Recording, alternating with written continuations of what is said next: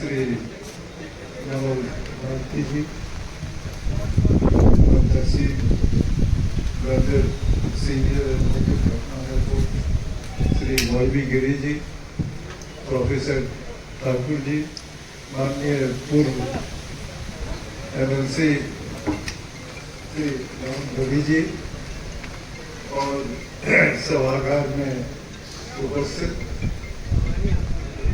Doctor Bhimrao Ambedkar के विचारों से जुड़े आप सभी,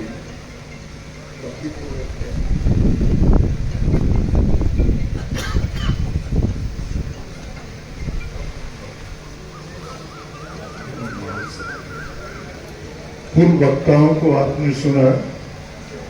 आज हम लोग यहाँ एक महापुरुष की जयंती मनाने इकट्ठा हुए हैं। यही नहीं, आज पूरे देश में और विदेश में भी डॉक्टर भीमराव अम्बेडकर की जयंती मनाई जा रही है। प्रश्न उठता है कि हम क्यों महापुरुषों की जयंती मनाते हैं? क्या ये उत्सव मनाते हैं?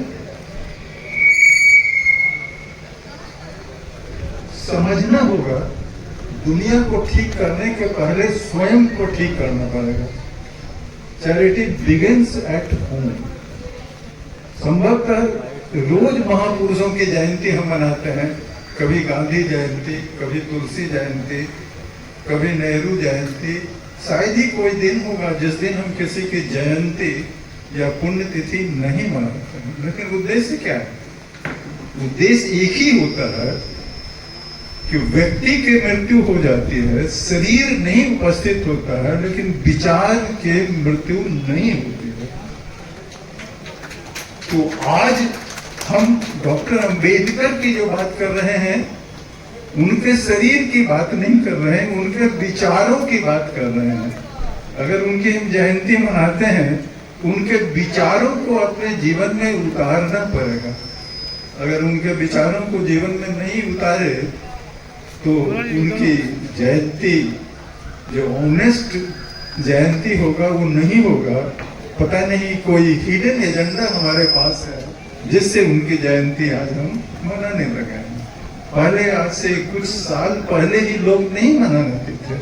ये ट्रुथ है, नो दिस ट्रुथ। आज जब इनकी जयंती मनाना शुरू हुआ तो होड़ लग गया है। पूर्ववक्ता ने कहा ही कि चाहे सत्ता में पार्टी हो, चाहे विपक्ष में हो, सारे लोग अब डॉक्टर अंबेडकर की जयंती मना रहे हैं। तो संक्षेप में चुनौतियां जो आप टॉपिक रखे, अंबेडकर के विचारों की चुनौतियां।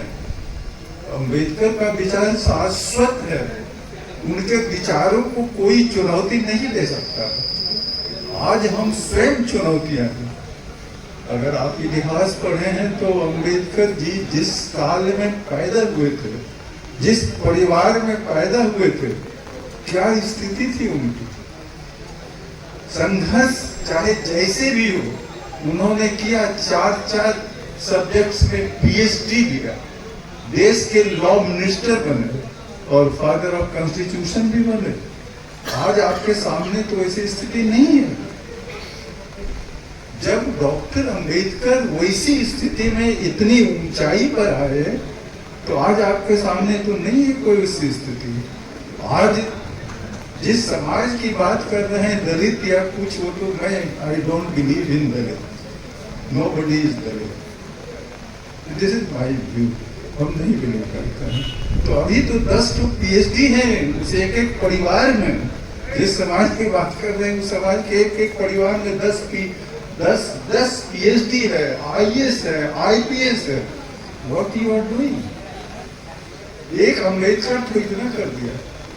पूना पैक की बात करते हैं, चाहे जितने दिनों की बात करते हैं। आर.के. मिश्रा ने ठीक कहा, ऐसे अम्बेडकर जी को गांधी जी से नहीं पढ़ता था।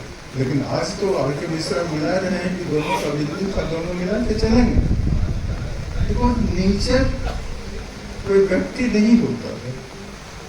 अब डॉक्टर अंबेडकर की बात आगे करें थोड़ा सा, तो चूंकि मेन कंसर्न कॉन्स्टिट्यूशन बनेगा कि मैन मेड लॉ। कानून दो तरह का होता है, एक नेचुरल लॉ होता है, स्पिरिचुअल लॉ होता है, एक राज नियम होता है, उसको मैन मेड लॉ कहते हैं।